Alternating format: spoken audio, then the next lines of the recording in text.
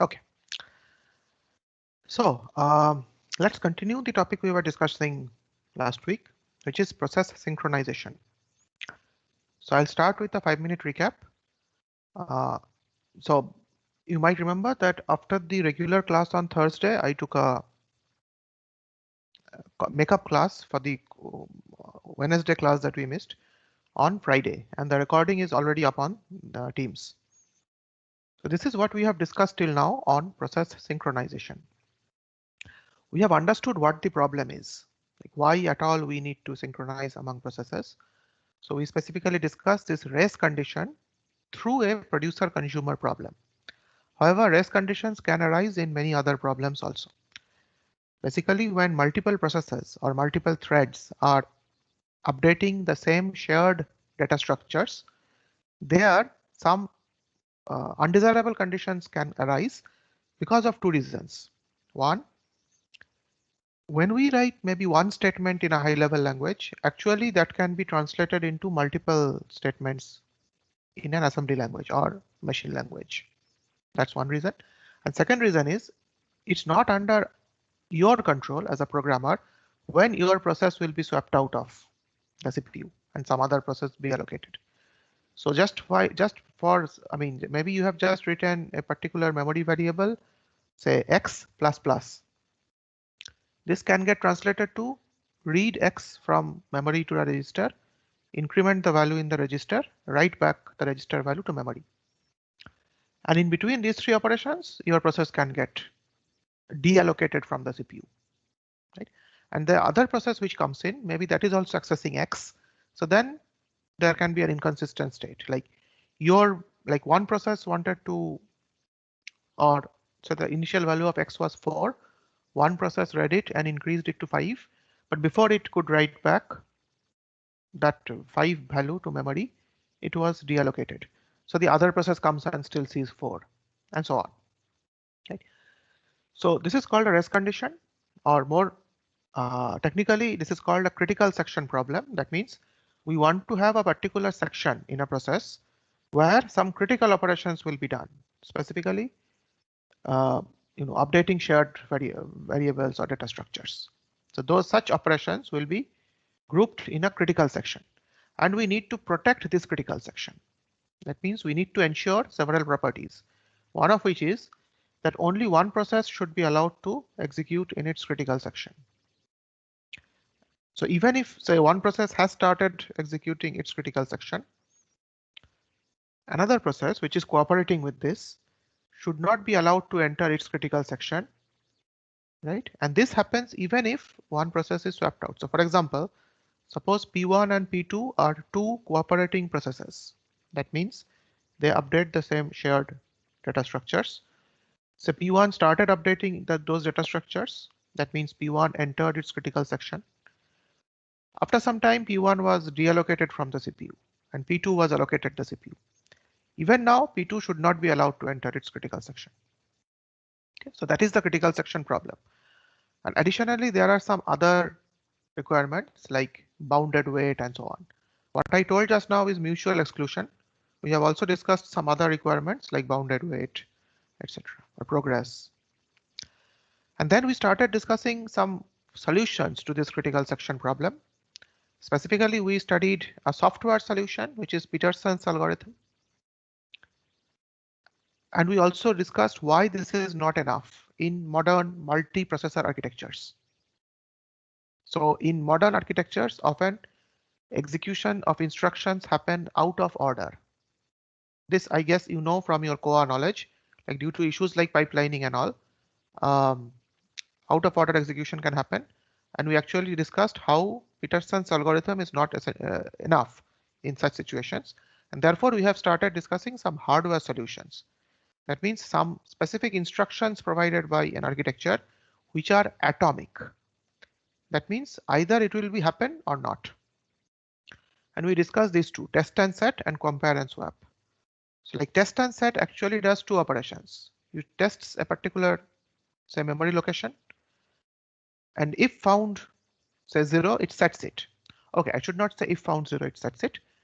It checks the present value of a memory location, and returns the present value. Additionally, it sets it to 1. But both these operations, it is guaranteed that this whole operation consisting of these two, say, sub operations will be atomic. That means either it will happen or not.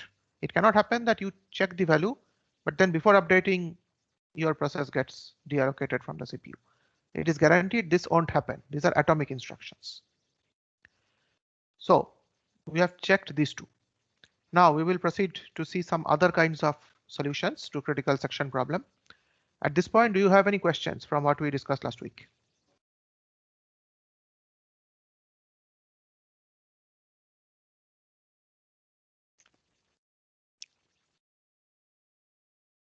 Of course, I'm making a strong assumption that you have read the slides or seen the video last week, which is unlikely, but yeah. Moving ahead with that assumption, do you have any questions?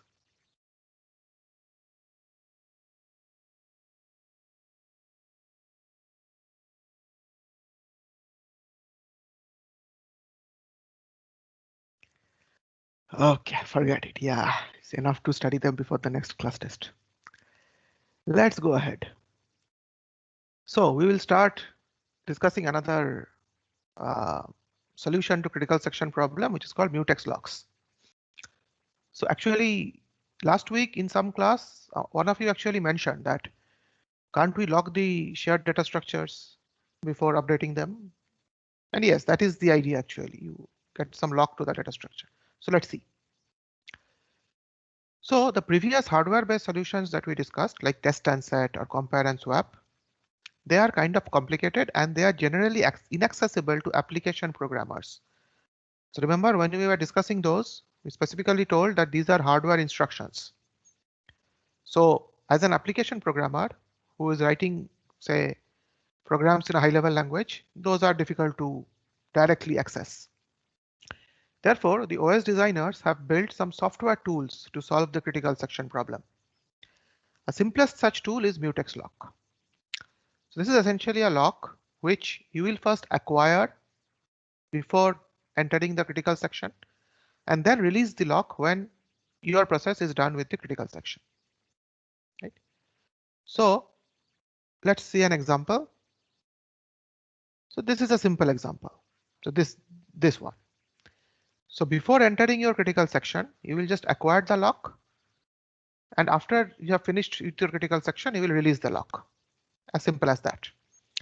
However, what does acquire and release do?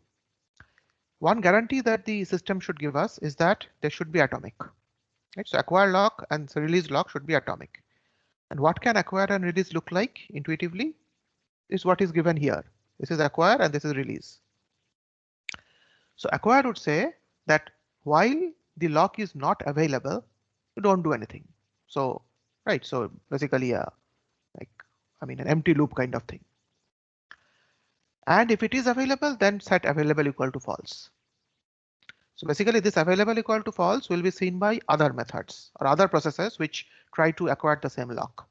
Right, so you are waiting, your process is waiting until the lock is available.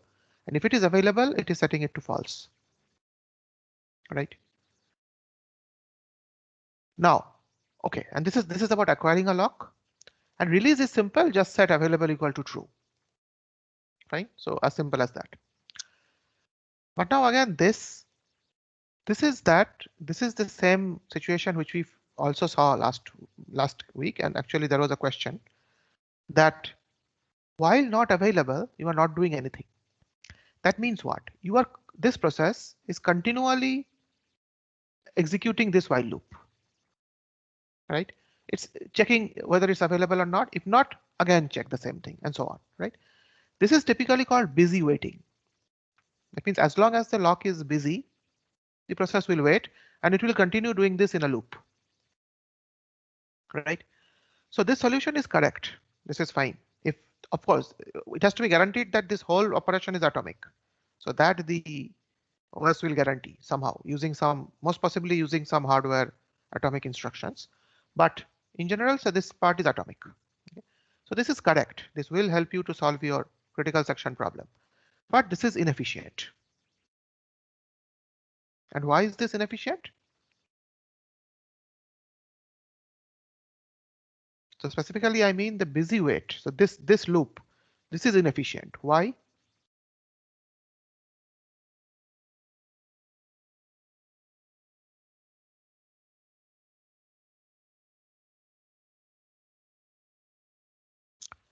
Yeah, basically, yeah, what Shubham or Radhika or yeah, Mukul, Ayud, they're all telling. Basically, the CPU cycles that are allotted to this process are getting wasted. Now, this I have been telling right from the beginning of the course that the CPU is the most valuable resource. We definitely do not want to waste CPU cycles. That is why we shifted to this whole idea of multi-programming, time slicing, etc. So now this process is being allocated CPU cycles, but it is wasting them. So that is not desirable. Right? So the disadvantage is that, yes, as you all pointed out, busy waiting is wastage of CPU cycles. So another name for this kind of mutex locks is a spin lock. Right? So the process spins while waiting for the lock to become available. So that's a disadvantage. However, there are also a few small advantages of mutex locks. One big advantage is this. Okay. No context switch when a process must wait on a lock. Again, what is the idea here? Why are we listing this under advantage? Can someone just intuitively explain? Why are we listing this under advantage?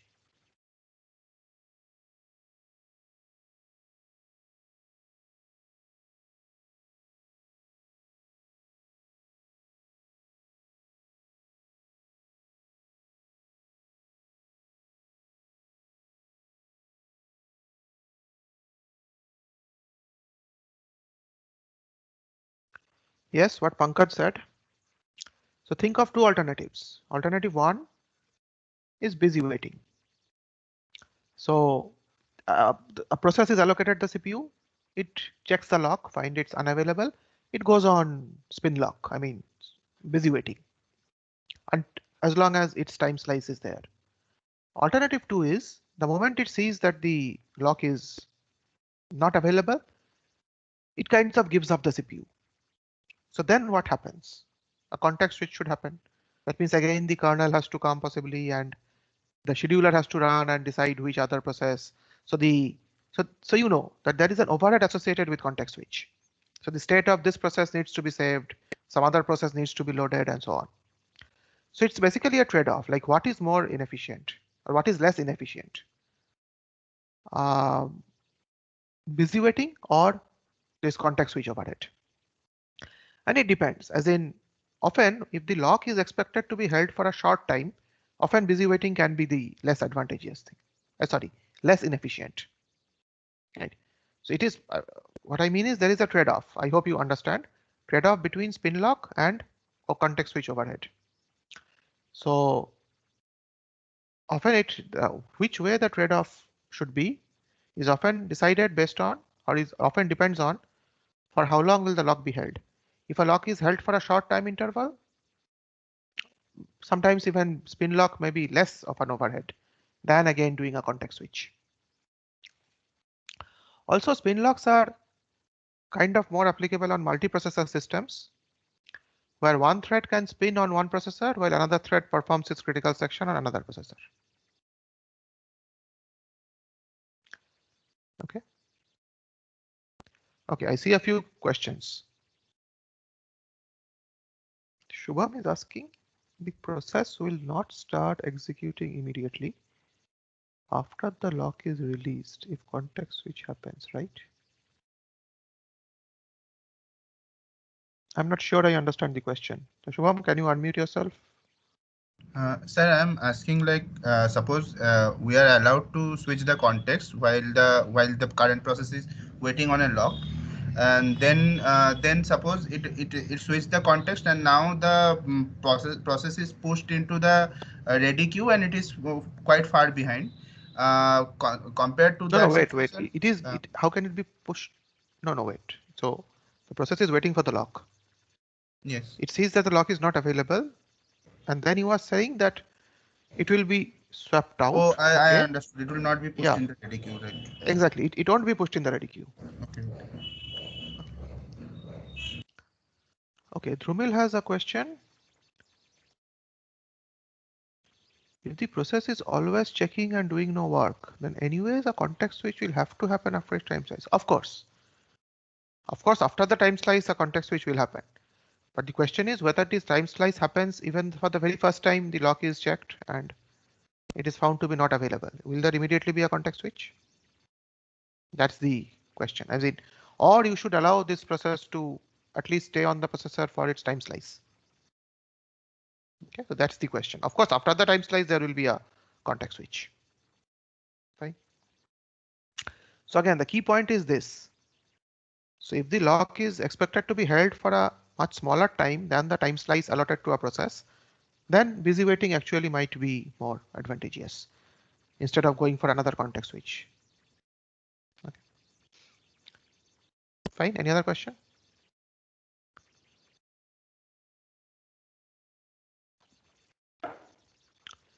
The context switch saving will only apply to a multiprocessor system. The context switch is unavailable.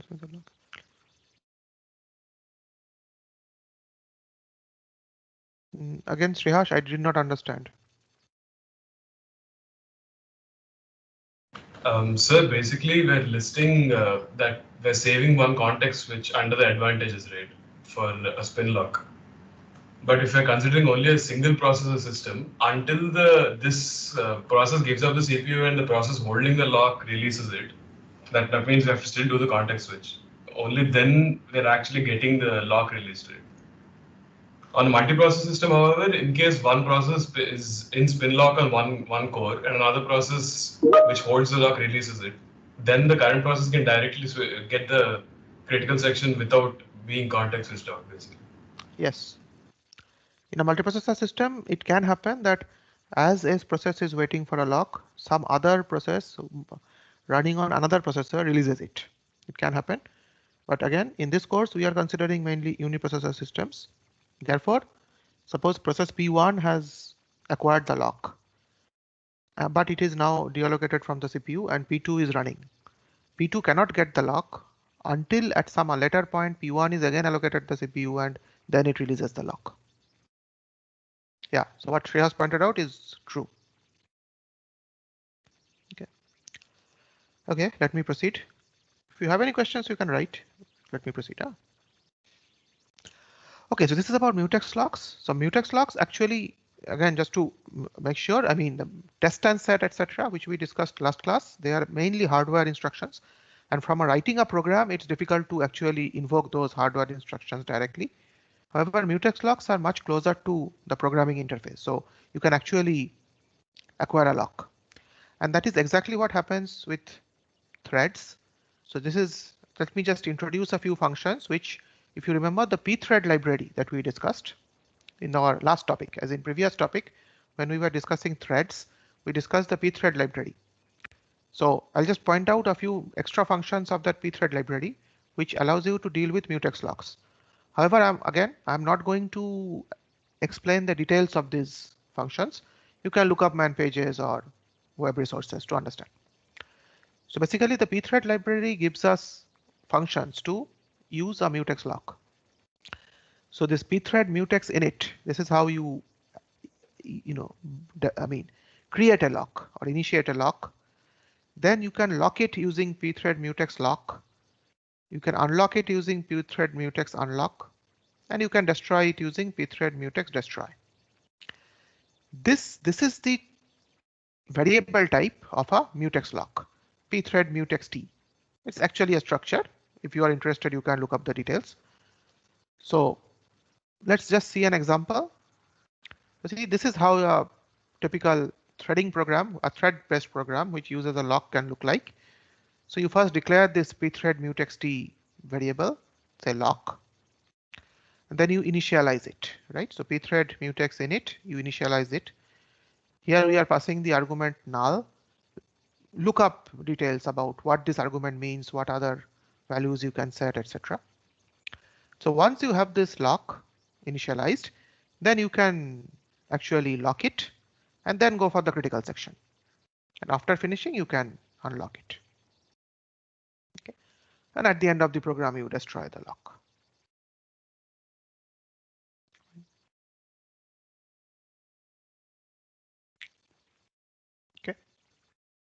As simple as that. Fine.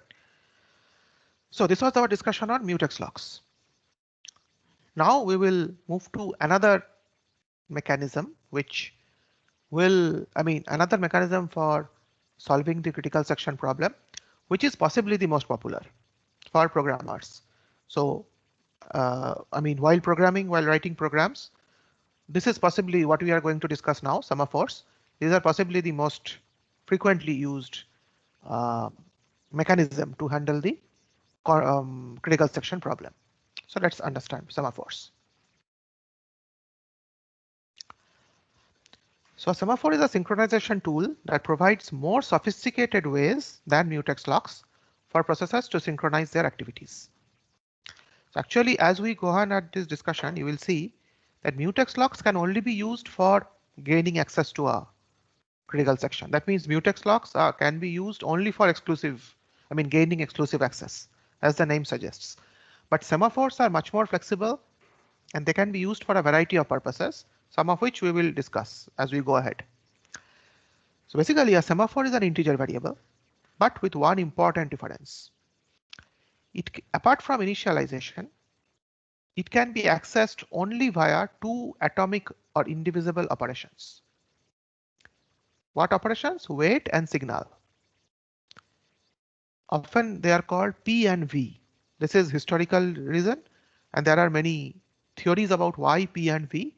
So one theory is that P came from this word proberen and V came from Verhoeven. Maybe I'm pronouncing them wrongly. So these are actually Dutch words because operating system researchers from I think Netherlands or Belgium. Anyway, I forgot, but from some European country actually came up with these mechanisms and so on.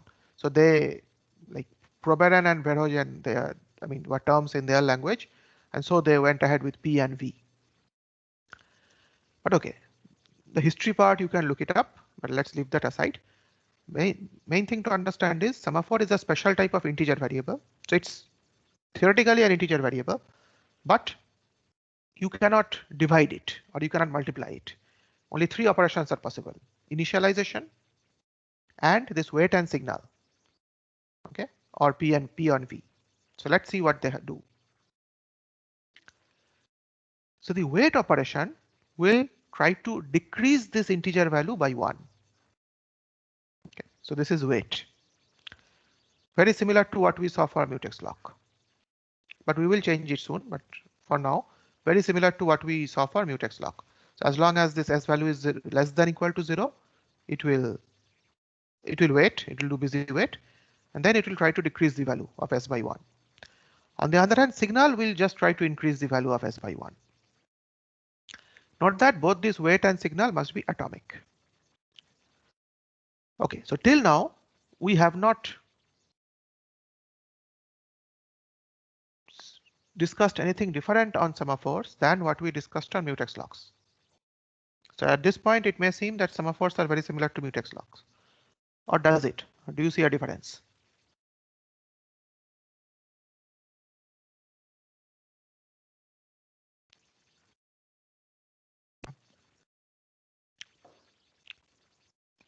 At this point, do you see any difference between semaphores and mutex locks? Exactly what Mukul pointed out. So the mutex lock, let me go back to that slide once. Here, mutex lock had just two states, true and false. Okay. On the other hand, semaphores are an integer variable. So there is a question of s minus minus s plus plus. So therefore s minus minus, it's quite possible that the value of a semaphore at a certain point is minus 3. Okay, the value of a semaphore at a certain point of time is minus 3. What would that imply? First of all, this is not possible for a mutex lock. That has only two states, true and false, let's say, or locked and unlocked. But a semaphore is basically an integer. So it's possible that at a certain point of time, the value of a semaphore is minus 3. Intuitively, what would that indicate?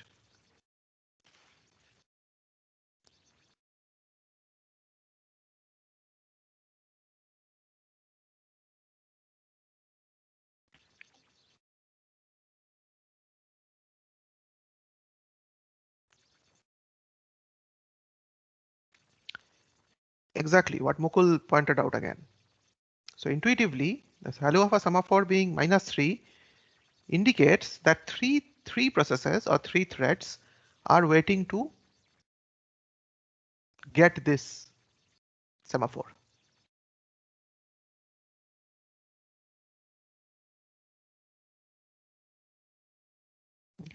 But yeah, at this point this seems a bit abstract. Don't worry about it. I just wanted to point out the intuition. So if you have questions, just hold it. Let's go ahead with the discussion on semaphores for some time. I think it will make sense. But yeah, just to remember that mutex lock has these just two states, locked or unlocked. But semaphores are basically an integer. So there is a concept of a semaphore value being maybe 4 or being -5 and so on. And that is why semaphores give much more flexibility than mutex locks. And semaphores have many other applications apart from mutex locks. Let's see them. And I think this idea will become clear as we go ahead. So there are actually two types of semaphores, counting semaphores and binary semaphores. So counting semaphores are integer values can range over an unrestricted domain. Binary semaphores are very similar to mutex locks. You can only have values between 0 and 1. By the way, there are actually not two types of semaphores. Semaphores is just one. You can use it as a counting, you can allocate a semaphore and use it as a counting semaphore and a binary semaphore. Okay. Yeah, Pankaj, I see your question. I understand it's a lateral question, but as I said, let's go ahead. Maybe you can understand. Yeah, just to mention, what Pankaj is telling is right. While what Pankaj is telling is right, actually with this, the pseudocode that is written here, it is not possible for S to be -3 because let's say S is already -1. So any other process which we'll try to call wait will be waiting, right? Will be in this loop. It cannot decrease S2 S further. So Pankaj is right in this. What is written in this slide, according to this, S cannot be -3. But yeah, we will soon change it. Let's see. Okay, so yeah, semaphores have these two types. I mean, there are not two different types of semaphores. You decide how you want to use a semaphore, whether you want it to give just two values, 0 and 1, or whether you actually want the value to range from within a larger range. That's up to you. Okay, now, as I said, semaphores are much more flexible than mutex locks, and they can be used for different purposes. Let's demonstrate some purposes. So semaphores can actually be used for solving various synchronization problems, out of which we demonstrate here three: mutual exclusion, process synchronization, and resource counting. So let's first talk about mutual exclusion. This is simple. Use a binary semaphore whose value can be either 0 or 1. Initialize S to 1. And then every cooperating process which wants to, access the same shared variable, etc., has this structure.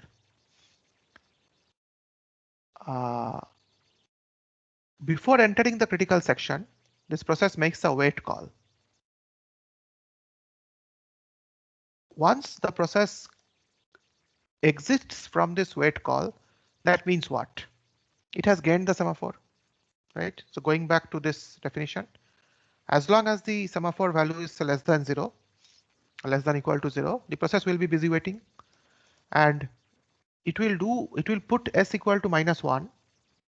Sorry, as I said, okay, it's a binary semaphore initialized to 0, initialized to 1, right? So the first process which tries to do a wait, this condition is false, so it did not wait. It will just go and do S minus minus, so S is 0 now, and it has gained the semaphore, so it enters into the critical section. Subsequent processes which come and enter and which come and call wait will have to wait in this loop, as long as this first process does not release the lock, does not release the semaphore. That means does not call signal, right? So this is how the process will look like. Before entering the critical section, it will call wait. So basically the value was initialized to 1. This wait call, if the semaphore was still 1, this wait call will make the value of semaphore 0. And this process will gain entry into critical section. Any other process which calls wait we'll find the value to be equal to 0, and then it will busy wait. Okay. And after the critical section, the process will do a signal. That means it will increase the value of semaphore by 1 again. So some other process can now get the semaphore. Okay. So this is how you can use a semaphore for mutual exclusion. Before going to the next application, any question here?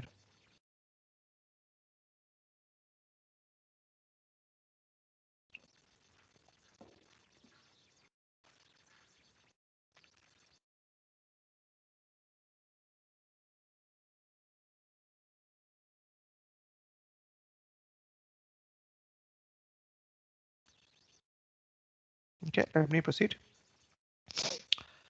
The next application is process synchronization. Now, of course, I'll explain it in the second slide, in the next slide. But before that, I want to ask you a question just to understand if these are making sense. So for process synchronization, let's say we want such an situation, such an arrangement that something like this, that let's say you have two processes, P1 and P2. And there is the process P1 contains a certain statement S1, and process P2 contains some statement S2. Okay. Suppose you want to have a synchronization between these processes, that S1 should always be executed before S2. In other words, S2 should not be executed until and unless S1 is executed. Okay, this is the synchronization you want to achieve between two processes. Process P1 has statement S1, process P2 has statement S2. We want S2 should not be executed until and unless S1 is executed. Can you think how you can achieve such a synchronization using semaphores?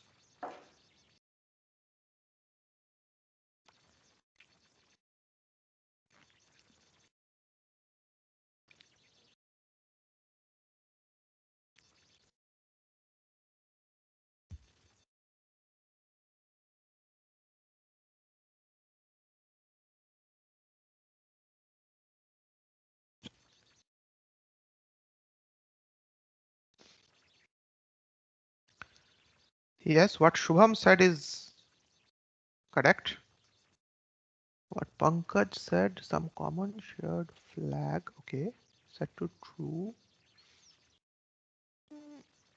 Okay, fine. Maybe what Pankaj says may also be thought of, but yeah, what Shubham pointed out, that is the most direct approach. Okay, so let's go to the next slide and see. Okay, so process synchronization, as I said, say process P1 has statement S1 and P2 has statement S2. And we want S1 to happen before S2. Okay, or in other words, you may say S2 should not be executed unless S1 is executed. So then have a semaphore initialized to 0. Okay, and after S1 is executed in P1, signal the semaphore. That means increase its value. And before S2 in P2, wait. So it clearly makes sense that after this step, the value of the semaphore will be increased to 1. And unless this happens, P2 will have to wait. So unless P1 has executed signal, P2 cannot get out of this wait. Okay.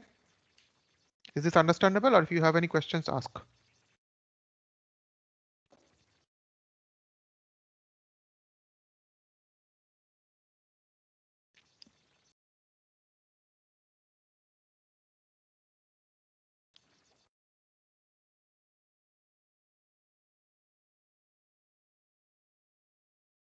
Okay, let me go on. The next application which we will discuss is resource counting. Okay. So suppose we want to keep track of a given resource with a finite number of instances. So for this, okay, this is what we want. We have a resource with a finite number of instances, and we want to know things like, suppose there are 5 instances. So if 5 processes are already using 1 instance each, then another process should not be allowed or allocated on another instance because there are only 5. So how to arrange for this?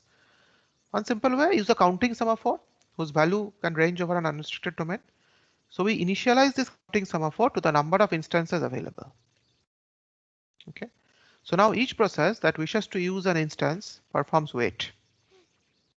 And when a process releases its instance, it performs signal.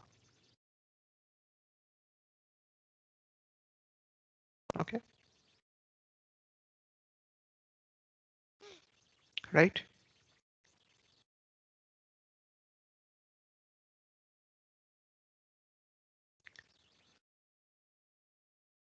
Now I have a question for you. This scheme which is written in this slide. Okay, if you have any questions, then ask. Otherwise, I have this question for you. That do you remember any problem, etc., that we have discussed in this course? Maybe we have discussed multiple times in this course, which can be tackled using this scheme, which is written in this slide, using a counting semaphore to do resource counting. We have discussed this multiple times at different points in this course, this particular problem, which I have in mind.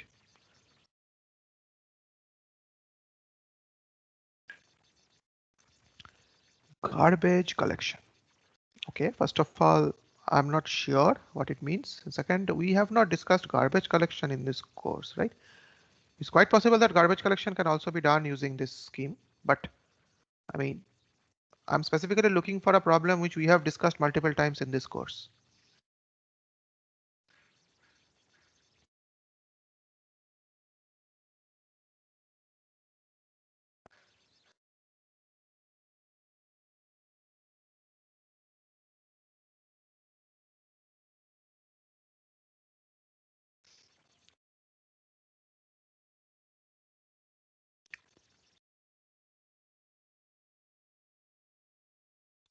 Okay, in the interest of time, let me say.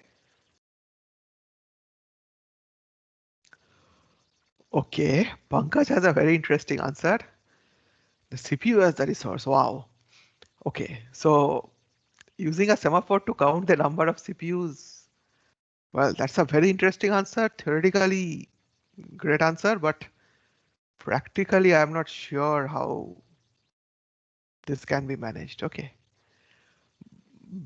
But yeah, again, like since we are discussing a uniprocessor system, maybe counting the processors does not arise for us. Yeah, okay. What Gaurav mentioned is what I was looking for. So we discussed this producer consumer problem using a bounded buffer. So if you remember, we had this buffer. There were a fixed number of entries or slots in that buffer. And we said that producer is going on producing items in those slots. Consumer is consuming items or reading items from those slots. So we need to keep track of how many slots in that buffer are currently free, etc. And we discussed things like how can we actually utilize every buffer slot. We first discussed a simpler solution where one slot is wasted. Then we discussed another solution where all slots are used and so on. So the second is the better solution where all slots are used, all slots in that bounded buffer are used. That you can do using these semaphores. So basically you will put a semaphore initialized to the number of instances in that or number of slots in that buffer. And then you can do this, like the producer will call wait, producer will call signal to indicate how many items it has put on the buffer. Readers will call wait and so on, right? Okay, so this was a discussion on different kinds of applications for semaphore, which semaphores are handy. And I guess you are now beginning to understand why I said that semaphores are much more flexible than the mutex locks. Mutex locks can only be used for mutual exclusion. But because semaphores have all these other properties, like it can take values in any range and so on, it has all these different applications. Okay, and that is why semaphores have become very popular. So we will continue discussing more on semaphores. Now, one interesting point, which actually might clarify a question which Pankaj had asked 10 minutes back. So again, let me go back once to that slide. Yeah, so this is what we had discussed for wait and signal. So see, wait still has this busy waiting. And as we have been discussing, this is something we want to avoid because this is wasting CPU cycles. So now that semaphores have become very popular, can we do something else here instead of busy waiting? Let's see. Okay. So yeah, the semaphore, think of now semaphore implementation. That means how will wait and signal be implemented? First of all, it must guarantee that no two processes can execute the wait and signal, right? So there must be a guarantee that wait and signal itself, wait and signal themselves should be atomic. However, applications may spend lots of time in the critical sections, and therefore it is important to avoid busy waiting. Okay. So what can be done? One idea is this. I'm not saying this is the only idea, but this has been found to be very effective, and this is what is used. With each semaphore, there is an associated waiting queue. If a process executes wait and finds that the semaphore is not positive, the process blocks itself. That means the process is placed into the waiting queue for S, right? Waiting queue for S. So every semaphore has its own waiting queue. And the control is transferred to the CPU scheduler for selecting the next process. Okay. On the contrary, if a process executes signal, that means a process that is blocked on S should be restarted. So this process should be moved from the waiting queue to the ready queue. Now, of course, there are some questions here, as in, should all processes which were waiting for the semaphore be moved to the ready queue? So there can be variations on those that we are not discussing here. But essentially, the key point is this. With each semaphore, there is an associated waiting queue. And now if a particular process executes wait and finds that the semaphore is blocked, as in its value is not positive, then it will place the process into it kinds of voluntarily gives up control of the CPU and it will be placed into the waiting queue for S.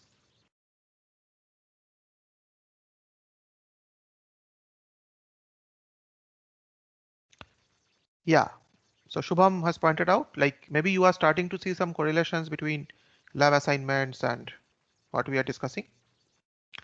Different OSs can do it differently, but yeah, basic idea is this. Okay, so this is how busy waiting is avoided. When a process comes and sees the semaphore it cannot get, there's no point wasting CPU cycles. Rather, like put in the waiting queue, put that process in the waiting queue for S. At least unless some other process releases this S or signals S, there is no point in allocating CPU to this process, which is waiting on S. Okay, is this clear?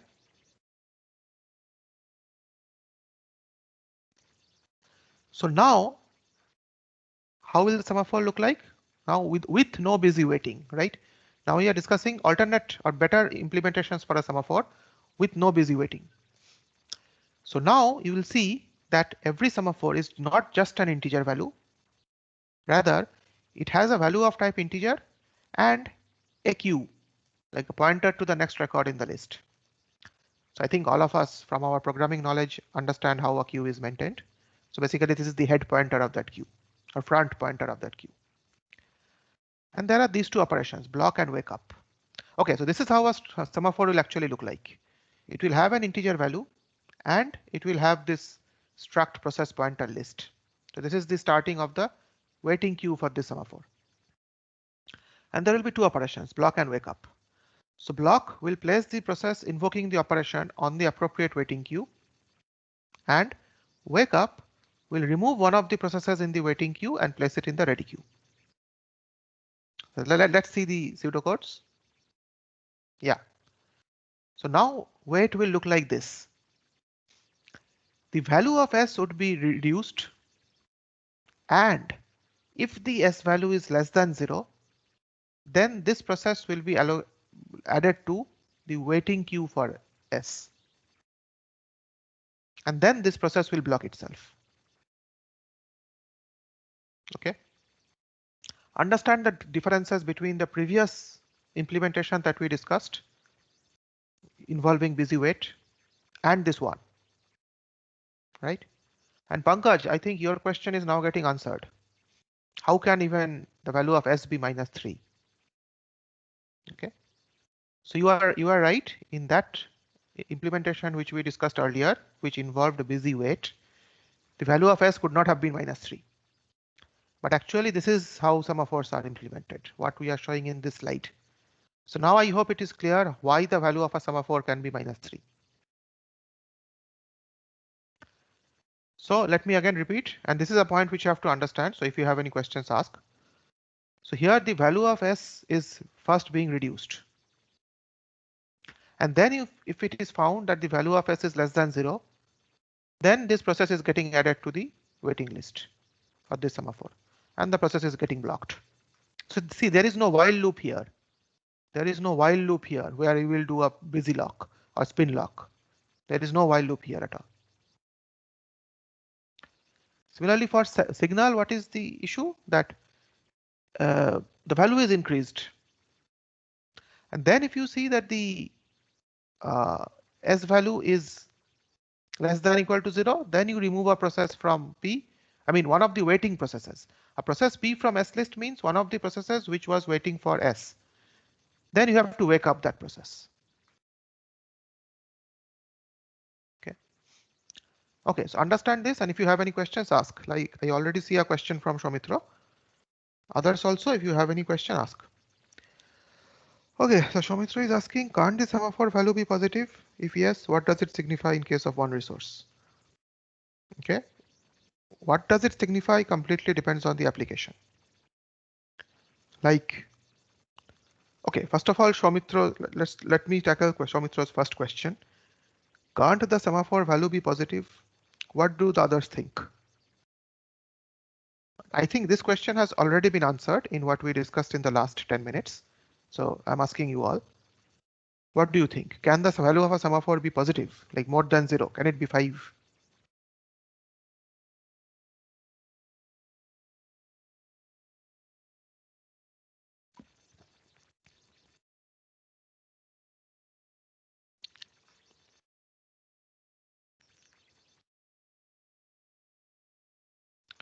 Okay, so Shubham is saying if no wait is called and signal is called 5 times, yes, that's one way. Okay, basic answer is yes. Value of a semaphore can be positive. And that is what exactly we discussed here. Let me go back. Yes, resource counting. So if you have 5 instances of a resource, you initialize the semaphore with the number of instances available. Right.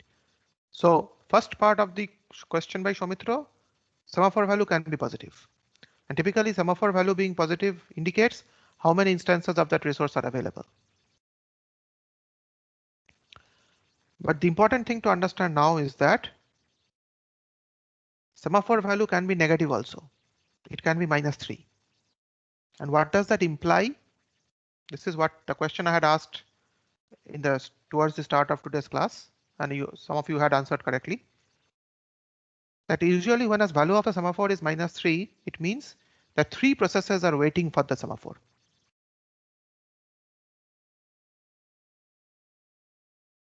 Okay. Any other questions?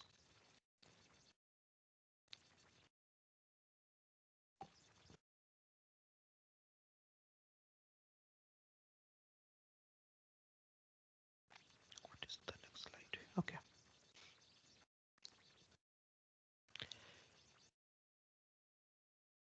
Yeah, so basically some observations that first of all, okay, let me see this. So this we have already discussed that the value of a counting semaphore can be negative, and we have already discussed the implication. Now, so one question maybe I was expecting from you, that's why I had put this in, that how will actually this list be implemented? So what will be the nodes in this list? Let's say this is a linked list, a queue. What will be the nodes in that list? So I was expecting this question from you, but anyway, here is the answer. So basically, again, we are not discussing operating system specific details, like what exactly will be the node, but intuitively that will be the PCB. Right? We have discussed PCB, the process control block.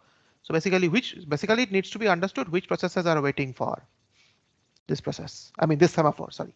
which processes are waiting for this semaphore.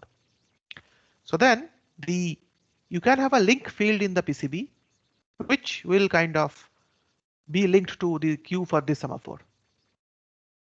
Okay, so for every process as PCB is maintained, there can be some link there which will kind of point to which semaphores this process is waiting for. And the semaphore will have its own queue. So basically, some link up is necessary between the PCB of this process.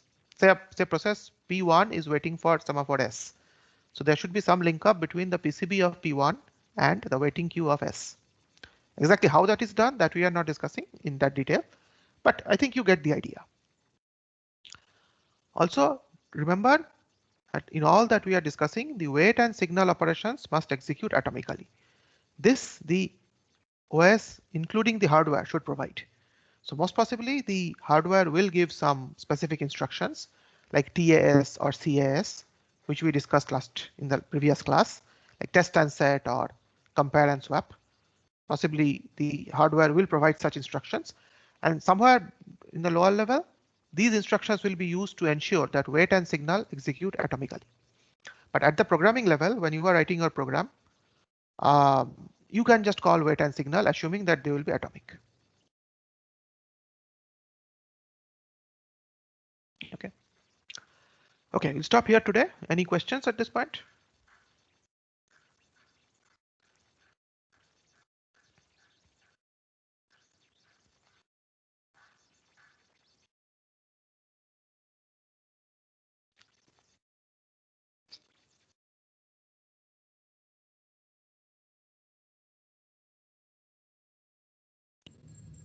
Sir. Hmm. Sorry to unmute actually. Okay, go on. This is regarding the lab assignment. We also posted in the lab discussion channel. Yeah, we have So seen if you that you can are give requesting for some more updates. time. We are If- discussing. I'm discussing with Professor Mondal. Thank you, sir. Okay, then let's end this class. We will continue tomorrow. Thank you.